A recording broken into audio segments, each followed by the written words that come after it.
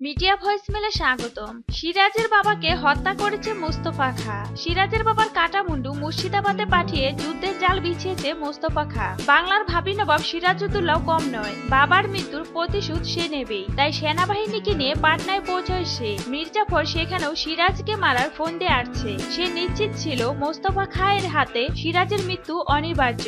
মোস্তফা খাকে সিরাজের যাবতীয় খবরাখবর চালান করত মির্জাফরই, কিন্তু গুটি গেল উল্টে। মোস্তফা খাকে শেষ পর্যন্ত পরাস্ত করলো সিরাজ। ওদিকে কারাগারে আমিনাকে খুঁজে পেয়েছে লুৎফা। সিরাজ আর লুৎফা মিলে আমিনাকে কারাগার থেকে মুক্ত করে। সকলে মিলে ফিরে আসে চেহেল সেতুনে। লুৎফার সাহস আর ভালোবাসাতে মুগ্ধ হয় আমিনা। তাকে নিজের মেয়ের আসনে বসায় আমিনা। শুধু তাই নয়, লুৎফাকে সিরাজের বেগমের সম্মান দিয়ে তার মাথায় বেগমের মুকুট পরিয়ে দেয় আমিনা। সিরাজের নানির মুখে হাসি ফুটে ওঠে।